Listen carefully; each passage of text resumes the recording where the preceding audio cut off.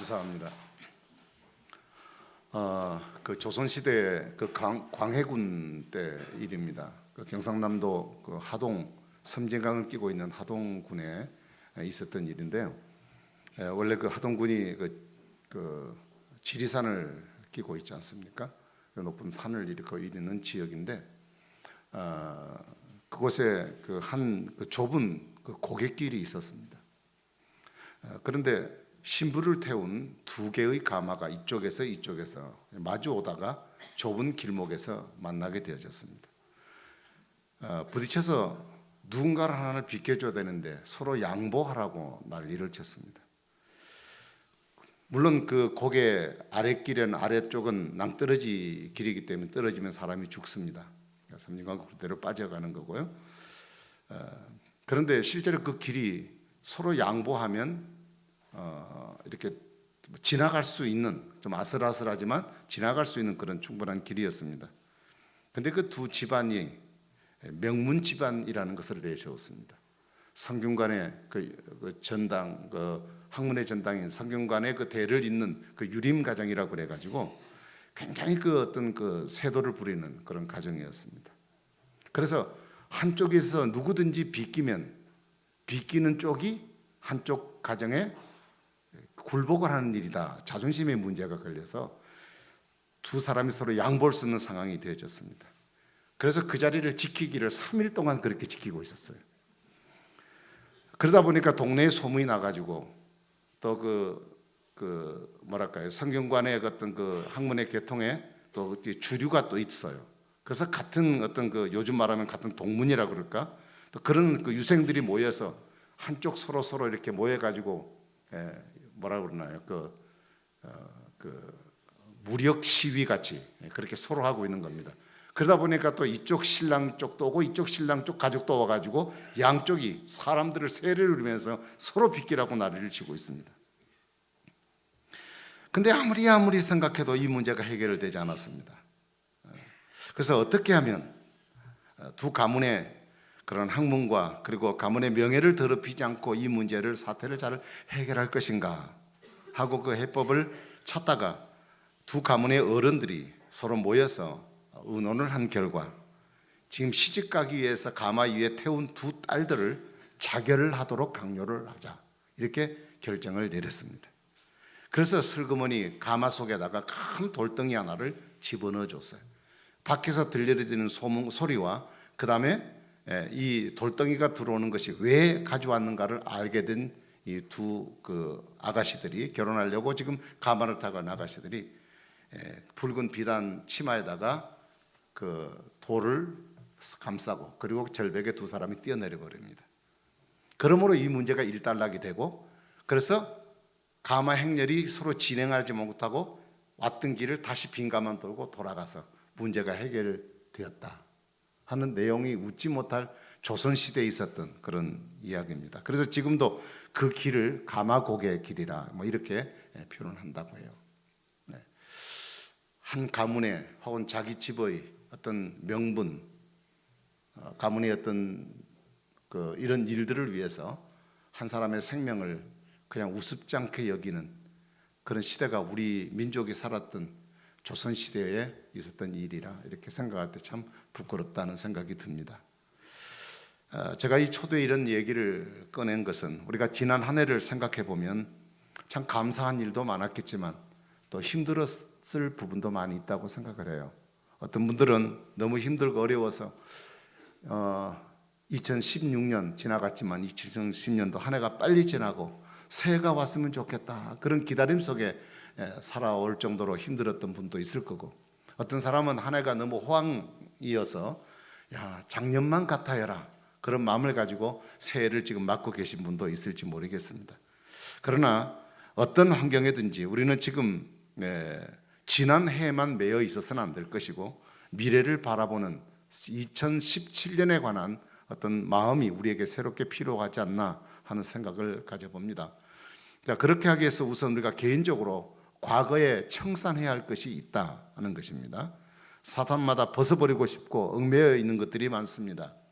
어떤 사람은 돈에 대해서, 그리고 어떤 사람은 자기 지식에 대해서, 어떤 사람은 자기 자신에 대해서, 어떤 사람은 또한 사람과 관계 속에 어떤 상한 감정의 문제들로 인해서 그것을 끌어안고 지금도 고통하며 그 문제에 얽매여서 2016년, 17년을 여전히 똑같은 발걸음을 걷고 있는 분도 계시리라 생각합니다. 그렇다면 여러분 자신에게 한번 스스로 물어보십시오. 나는 지금 무엇에서 벗어나지 못하고 있는가 하는 이야기입니다. 자, 그 질문을 던지면서 3장에 와서 첫머리에 바울은 빌립보 교인들에게 세 가지 당부를 합니다.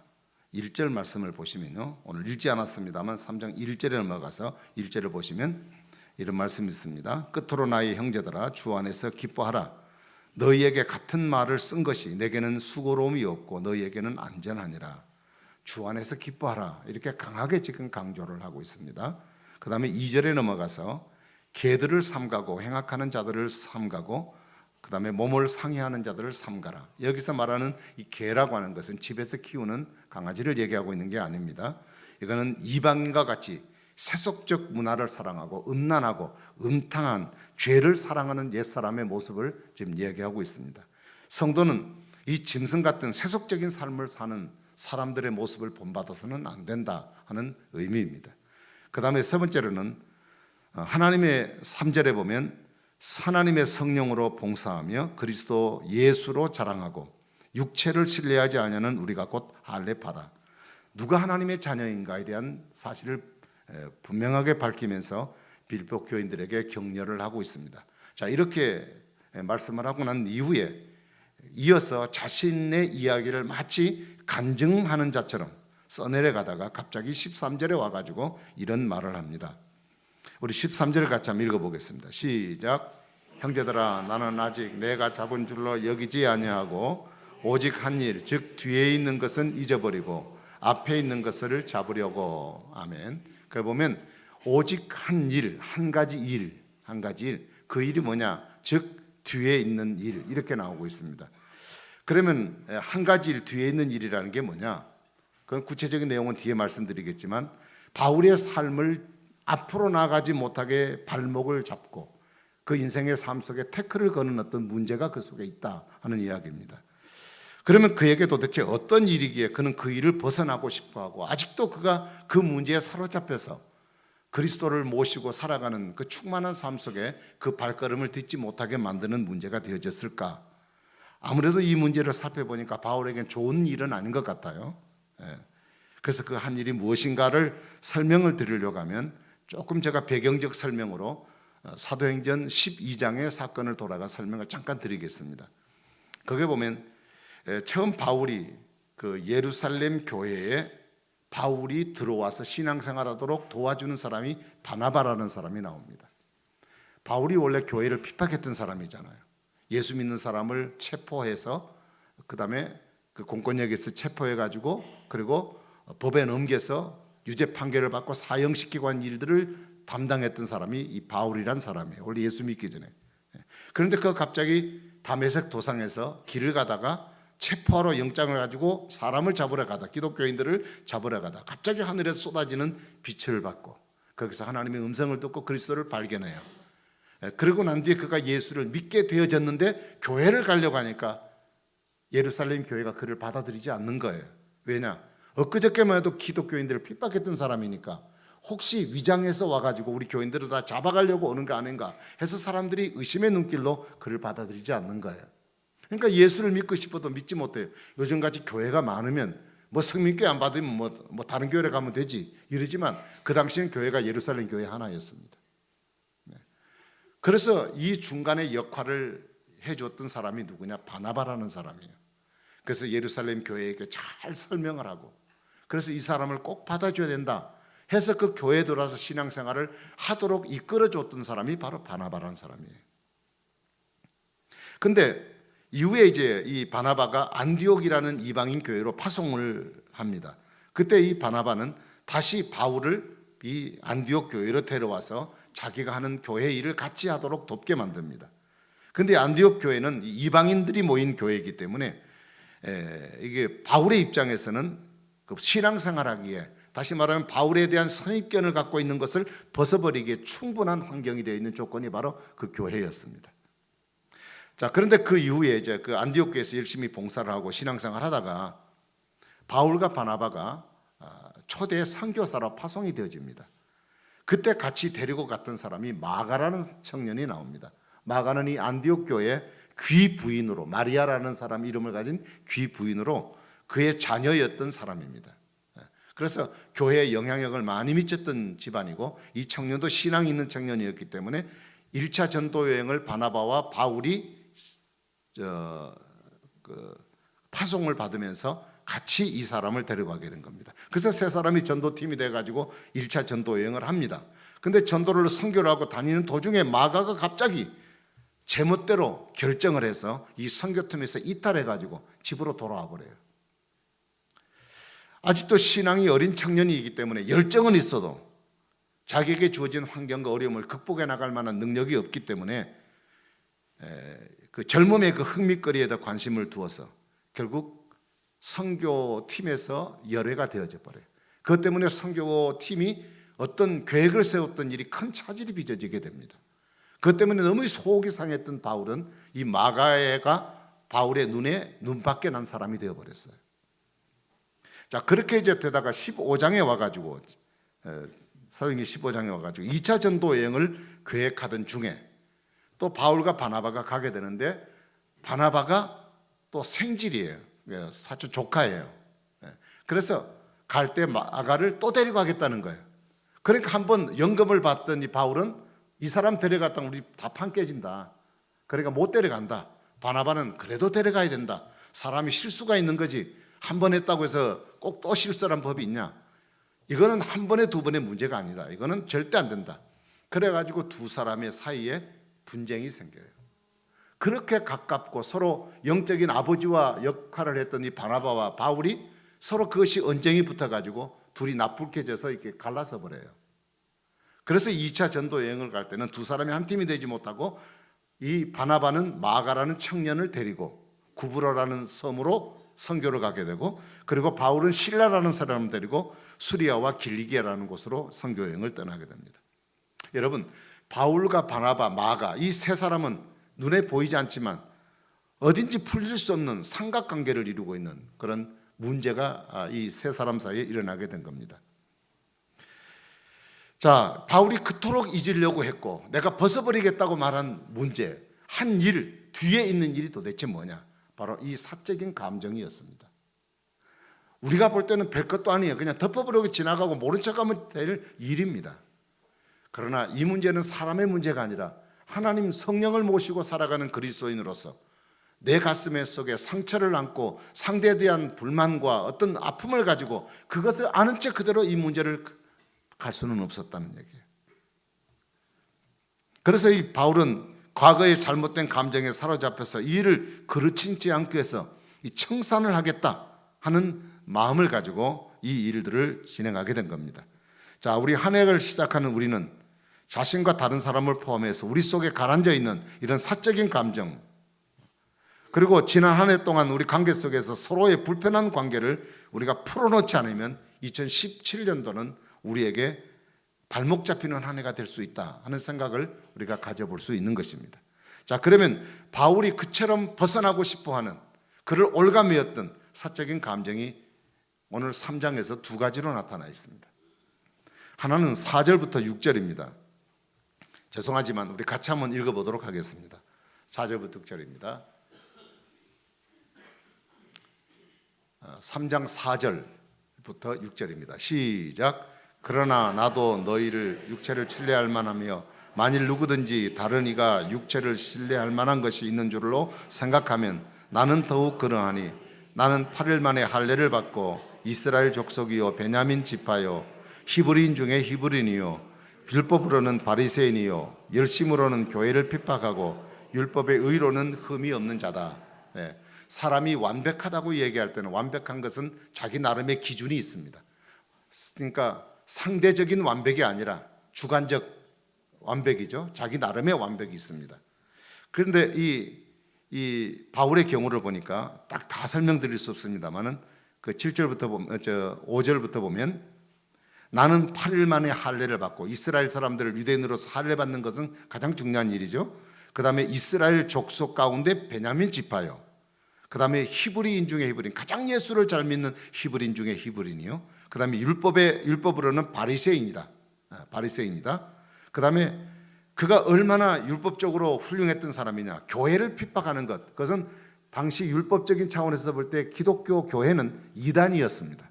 그들이 생각할 때. 그래서 교회를 핍박하는 것은 자기들의 종교에 대해서 최선을 다하는 최고의 행위라고 생각을 했어요.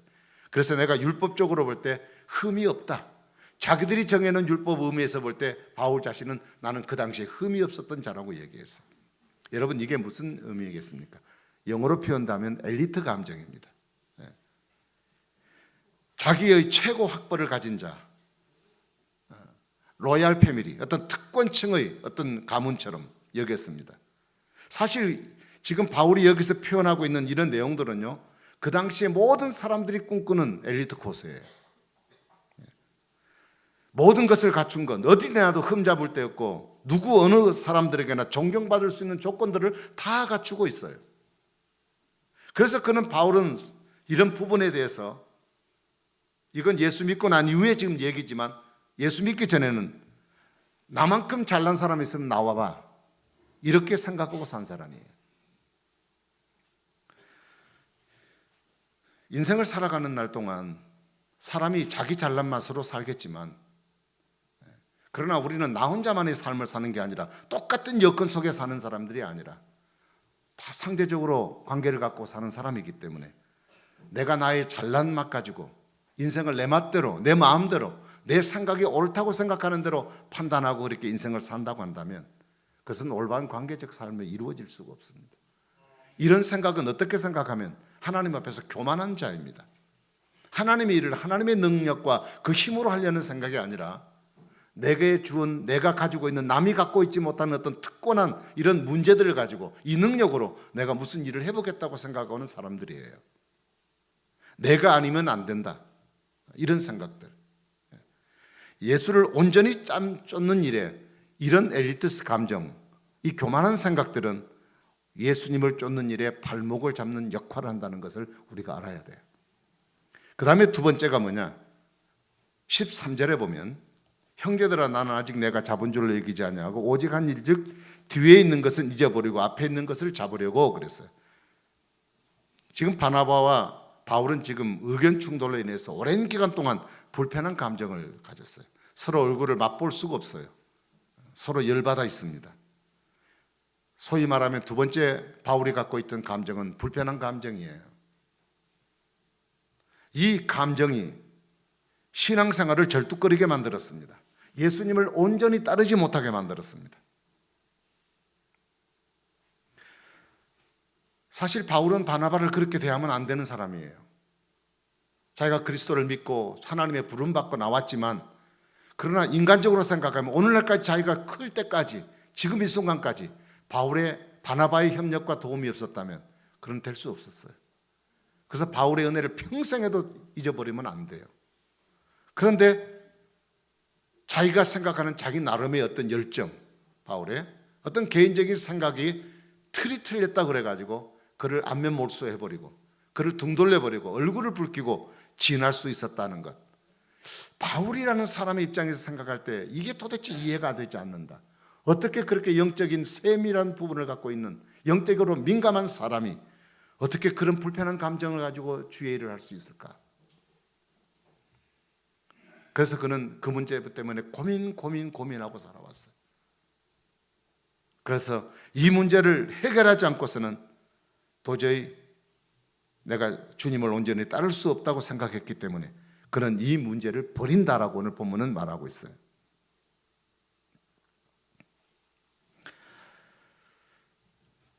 여러분, 우리가 과거에 잘 살고 성공했던 것들을 생각하면서 우리가 교만을 가질 때가 있습니다. 내가 과거에 어떤 사람인데, 내가 작년에는 어떤 사람인데 하고 내 과거에 잘했던 것들을 자꾸 들춰내서 과거를 얘기하고 과거의 잘난 맛을 얘기한 사람은 지금 별로 못하고 있다는 뜻이에요. 네. 또 어떤 사람은 과거에 실패했던 생각에 확 사로잡혀서 내가 실패했기 때문에 더 이상 안 돼 라는 좌절의식에 빠질 수도 있습니다. 그러나 이 두 가지는 다 극단적인 것으로 다 벗어버려야 할 것들입니다. 여러분, 망각, 잊어버린다는 것은 하나의 은사입니다. 은사. 기억해야 될 것을 잊어버리는 것도 괴로움이지만 잊어버려야 될 것을 잊지 못하고 있는 것도 괴로움이에요. 여러분, 잊을 것은 깨끗이 잊어야 돼요. 과거에 관계가 없는, 과거의 어떤 문제에 사로잡히지 않는 오늘 나의 새로운 삶이 그것으로부터 시작이 돼야 된다.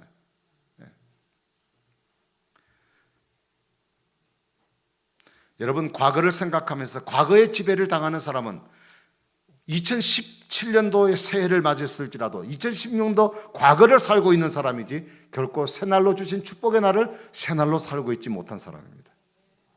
미래를 사는 사람은 과거에 잡혀 있으면 안 돼요. 우리는 과거 지향적이 아니라 미래 지향적인 삶을 살아가도록 과거를 떨쳐버리고 그것을 탈피하고 오늘에 주신 새로운 환경에서 새 판을 하나님 주셨으니 새 판을, 새로운 마음을 가지고 시작을 해야 된다는 말씀이에요. 자, 그러면 이것을 어떻게 이 감정을 벗어버릴 수 있을까? 7절 8절을 다시 한 번 더 우리 읽겠습니다. 7절 8절입니다. 시작. 그러나 무엇이든지 내게 유익하던 것을 내가 그리스도를 위하여 다 해로 여길 뿐더러 또한 모든 것을 해로 여김은 내 주 그리스도를 아는 지식이 가장 고상하기 때문이라. 내가 그를 위하여 모든 것을 잃어버리고 배설물로 여김은 그리스도를 알고. 그동안 유익했던 것만 여겼던, 유익하리라고만 생각했던 것들, 아까 자랑했던 것들 있죠? 그것이 내 삶 속에 없어서는 안 되는 것들. 그래서 내가 많은 고통과 어려움을 당했어도 그것을 얻기 위해서 젊은 세월 동안 무진장하게 애를 써서 얻었던 것들, 그것만 있으면 행복하리라고 생각했고 인간 대접받고 살리라고 생각했던 그 유익했던 것들을 지금은, 예수를 믿고 난 지금은 해로 여긴다. 내게 해롭다. 그래서 그 해로움 정도를 어느 정도라고 얘기했느냐? 8절에 보니까 배설물로 여긴다. 배설물이 뭡니까? 순수한 말로 하면 똥이에요. 똥. 똥으로 여긴다는 얘기예요. 그것이 옛날에는 없으면 내가 죽는 거라고 생각했는데 예수를 믿고 예수 그리스도가 누군 줄 알고 보니까 그것이 내게는 배설물로가 같다. 내가 그리스도를 중심해서 주님이 내게 약속하신 그 축복을 삶을 살아가는 일에 그것이 내 발목을 붙잡고 살더라는 얘기죠. 그래서 지금 그 표현을 하고 있는 것은 내가 이제는 그러한 것에 발목 잡히지 않고 살겠다. 그런 삶을 내가 반복하지 않겠다는 자기 선언과 같은 내용이 오늘 본문의 말씀입니다. 여러분, 지금 나는 어떻게 살고 있습니까? 2011년, 17년의 한 해를 여전히 지금의 감정, 과거와 같은 감정대로 살고 있습니까? 우리들 중에는 이러한 감정들 때문에 힘들게 사는 분들이 많습니다. 자신은 특별하다고 생각하는 사람들이 있습니다. 자기만이 최고라고 생각하는 사람이 있어요. 어떤 특권의식을 갖고 있는 사람들이 있습니다. 또 한편으로 생각하면 나는 다른 사람보다 형편없는 존재, 열등의식, 낮은 자존감, 피해의식, 이런 것에 사로잡혀 있는 사람도 있어요. 그리고 모든 것은 남의 탓으로 돌리는 사람들도 많아요. 그리고 자신의 나약함을 그 나약함으로 인정하지 않고 다른 사람에게 핑계를 해서 나를 합리화시키려고 하는 사람들도 있어요. 이런 사적인 감정들은 우리의 삶을 파괴하고 우리에게 온전한 사고와 그리고 생활을 하지 못하도록 붙잡는, 발목을 붙잡는 것 같은 역할을 하는 것들이라는 얘기예요.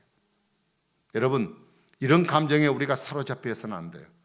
우리가 이것을 벗어나지 못했다면 우리는 여기서 탈출을 해야 됩니다. 그럼 이것을 벗어날 수 있는 길이 뭐냐? 그것은 예수님 안에서 나를 발견해야 돼요. 예수님 없이는 이 감정을 탈출하기가 어렵습니다. 사람들은 조금 어려운 내용인지 모르겠습니다만 사람들은 흔히 내가 누군가를 생각할 때는 내 마음이 나라고 생각할 때가 많아요. 내 마음이. 그런데 여러분, 내 마음이 어떤 것이냐면 내 마음은 마귀의 본성을 나타내는 죄성을 갖고 있는 나예요. 그것이 타락한 나의 본래의 나예요. 지옥 갈 수밖에 없는 나예요. 그것을 성경은 뭐라냐? 옛 자라고 얘기합니다. 그 마귀는 우리를 속여서 그 죄성을 갖고 있는 마음에 일어나는 것을 나라고 생각을 하고 자꾸 나를 그쪽의 충동에 따라 살아가도록 나를 유혹하고 있는 거예요. 그래서 우리는 마귀에게 우리 마음이 빼앗겨서 유혹을 받고 시험을 받게 되는 것이에요. 로마서 6장 6절에 보면 우리의 옛사람이 예수와 함께 십자가에 못 박힌 것은 죄의 몸이 죽어 다시는 우리가 죄에게 종노릇하지 아니함이니라는 말씀이 있습니다. 여러분, 구원받은 사람은 옛사람은 십자가에 못 박히고 주님 안에서 새로운 생명을 얻은 자아가 되었어요. 다시 말하면 그리스도와 내가 십자가에서 연합되어진, 하나가 되어진 자아가 되어졌어요. 이제 나는 죽고 내 안에 그리스도가 사는 내 자아가 된 것입니다. 그래서 우리가 이런 새로운 자아의 기초에서 살아가는 사람을 새로운 사람이라 이렇게 얘기합니다. 새 사람이다. 고린도서 5장 17절에 새로운 피조물이다 이렇게 이야기를 하는 겁니다. 그런데 보십시오. 이렇게 그리스도 안에서 나의 본성은 죽고 그리스도 안에서 새 생명 받은 새 사람이 되어졌다 믿음으로 그렇게 고백하고 사는데, 실제로 저나 여러분들이 살아가는 삶을 보면 아직도 옛사람이 주체가 되어 살아가는 것이 여전합니다. 로마서 8장 12절에 보니까 그러므로 형제들아 우리가 빚진 자로 돼 육신에게 져서 육신대로 살 것이 아니라 이렇게 말씀하셨어요. 자, 영적으로 새로운 존재가 되었음에도 우리 실제 살면 얼마든지 예전과 같이 옛날과 똑같은 삶을 살아갈 수 있다는 얘기예요. 우리가 구원받았음에도 불구하고 여전히 죄를 지을 수 있는 거예요. 그런데 한 가지 꼭 기억해야 될 게 있습니다. 우리가 예수를 믿지 않고 새로운 사람이 되기 전에 죄를 지었던 우리와 예수를 믿고 난 이후에 새로운 사람이 되었음에도 불구하고 육신의 연약함 때문에 지은 우리와 차이가 뭐냐? 그때는 하나님의 생명이 없었던 때이고 지금은 하나님의 생명이 우리 속에 있는 자입니다. 그러므로 우리는 모든 이런 의식의 이 시작은 어디서부터 시작되느냐? 바로 그리스도 안에 있는 나로부터 시작이 되어야 한다는 말씀입니다. 그래서 바울은 그 안에서 뭐라 그러냐? 내 자신을 발견하려 한다 그랬어요. 그래서 9절에 이렇게 말해요. 그 안에서 발견되려 하면 그 안에는 그리스도 아니란 얘기예요. 내가 가진 의는 율법에서 난 것이 아니요 그리스도를 믿음으로 말미암은 것이니 곧 믿음으로 하나님께로부터 난 의라 이렇게 말씀을 하셨어요. 다시 말하면 믿음이 없이는 사적인 감정을 탈출할 수가 없다, 벗어날 수가 없다는 거예요.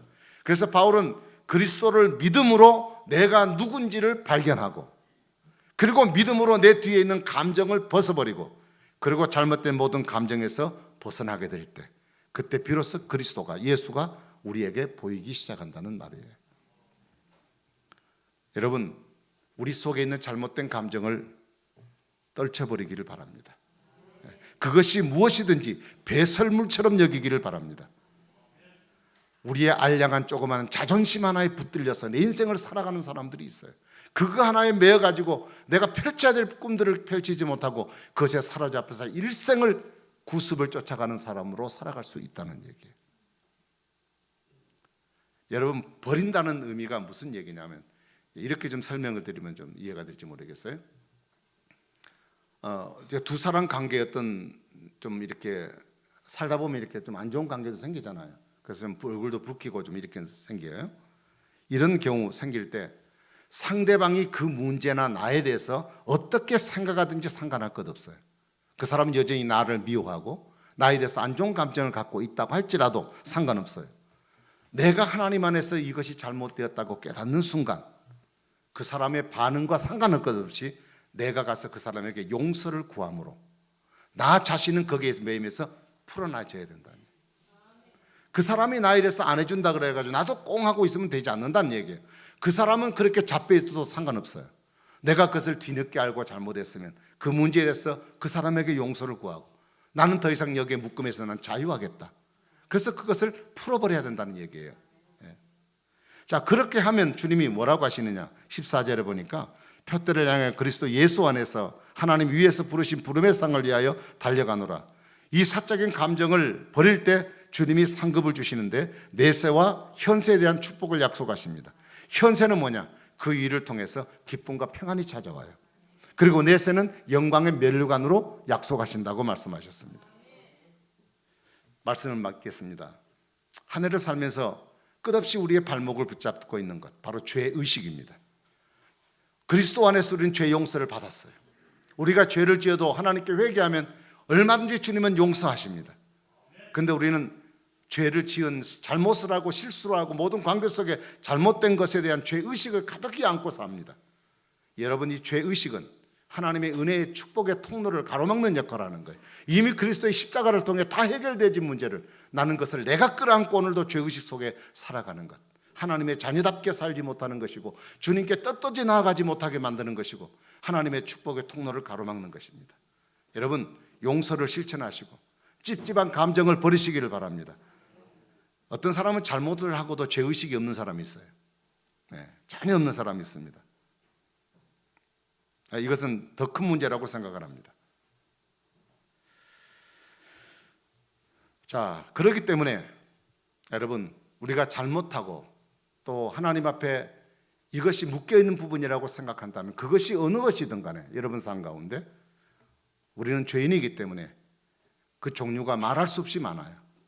하나님 여러분들에게 깨닫게 해주시는 순간 그것을 회개함으로 내 자신을, 죄의식에 사로잡혀 있는 내 자신을 다시 일으켜 세워야 합니다. 그래서 요한 1장 8절 9절 이렇게 말해요.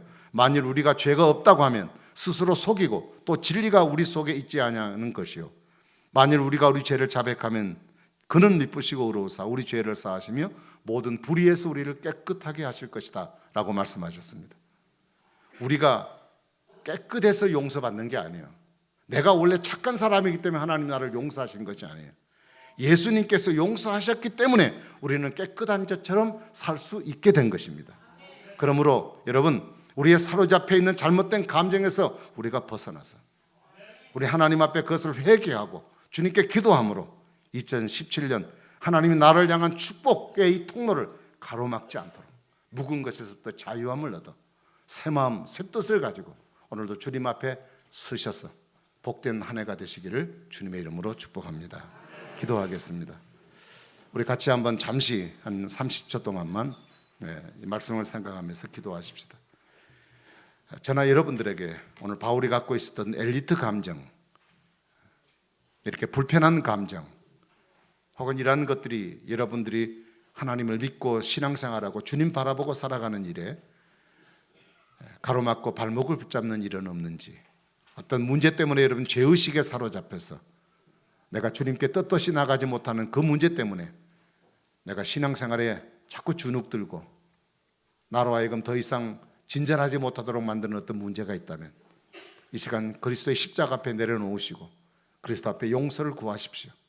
하나님이 내 죄를 용서해 주시도록 이미 십자가에서 이 일을 다 허락하셨습니다. 우리가 자백하고 주님께 고백하기만 하면 주님은 용서하신다고 하셨습니다. 오늘도 하나님의 우리의 실수와 잘못, 과거의 잘못된 생각들 다 풀어놓고 여기서 우리가 자유를 벗고 주님이 주신 새해를, 하나님 앞에 주신 그 축복의 통로를, 그 역할을 잘 감당하는 한 해가 되게 나를 도와주십시오. 우리 회개하는 마음을 가지고 하나님 앞에 한번 새해를 맞는 마음으로 가지고 기도하겠습니다. 자비로우신 하나님 아버지, 은혜와 사랑을 감사합니다. 우리가 한 해를 살아가는 삶 속에서 우리가 반드시 벗어버려야 될, 떨쳐버려야 될 수많은 일들이 있습니다만 우리가 이런 일들을 벗지 못하는 가운데 우리의 마음에 하나님, 우리의 친척 관계나 부부의 관계에서나 우리의 모든 관계 속에서 불편한 감정들이 있다면 하나님 이것을 주 앞에서 다 내려놓고 떨쳐버릴 수 있게 하여 주시옵시고, 또한 아니면 내가 아니면 안 된다는 어떤 엘리트의식, 내가 교만하고 내가 갖고 있는 힘과 능력이 마치 나로 하여금 나되게 하는 것처럼 우리가 생각하고 하나님 의지하고 얻지 못하고 살아갔던 이 모든 것들이 우리가 주님을 섬기고 나간 일이 얼마나 발목 붙잡는 일임을 우리가 알게 하시고, 주여 주님과의 아름다운 소통의 관계를 통하여 더 열려진 마음을 가지고 하나님 역사를 이루어 살아갈 수 있는 우리 모두가 될 수 있도록 은혜를 다하여 주옵소서. 한없이 약하고 한없이 부족하고 한없이 인간적이고 한없이 우리 스스로 우리의 자신을 돌아볼 때마다 하나님 너무 부족한 것을 깨닫지 않을 수 없습니다. 나의 아버지, 나의 연약함을 아시는 주여, 우리 가운데 역사하시고 붙들어 주셔서 주 앞에 온전한 마음으로 하나님 뜻을 이루게 하시고 주께서 원하는 삶을 이루게 부정없는 저들의 신앙이 될 수 있도록 주님들 가운데 역사하시고 인도해 주시며 더욱더 주님 앞에 온전한 마음으로 최선을 다하여 주님 앞에 영광 돌리고 살아갈 수 있는 저들 마음 되도록 주여 우리를 붙잡아 주시옵소서. 날마다 주 안에 새롭게 하여 주시옵소서. 주를 향한 마음과 믿음 가운데 최선을 다하여 주의 뜻을 이루게 부족없는 우리의 모든 신앙 되도록 주님이 축복하여 주시옵소서. 감사합니다. 영광 받아 주시옵소서. 2017년 우리를 향한 하나님의 비전을 우리 가슴에 품고 새해를 시작했습니다. 그러나 아직도 우리 속에 풀리지 않는, 그리고 떨쳐버리지 못한 과거에 사로잡힌 문제들 때문에 앞으로 더 이상 나가지 못하고 있다면 오늘 말씀을 통해서 바울이 고민했던 그 한 가지 일 뒤에 있는 것을 배설물처럼 여기고 우리가 앞을 향하여 나아갈 수 있게 하셔서 이런 것들이 우리의 영적인 진전에 방해가 되지 않도록 자유를 선포하는 시간이 될 수 있도록 인도하셔서 하나님이 말할 수 없는 축복으로 우리에게 계획하신 일들을 충분히 받아 누리기에 부족함이 없는 저들의 한 해가 될 수 있도록 우리 모든 성도의 삶을 복 주시옵소서. 예수님 이름으로 간절히 기도하옵나이다. 아멘.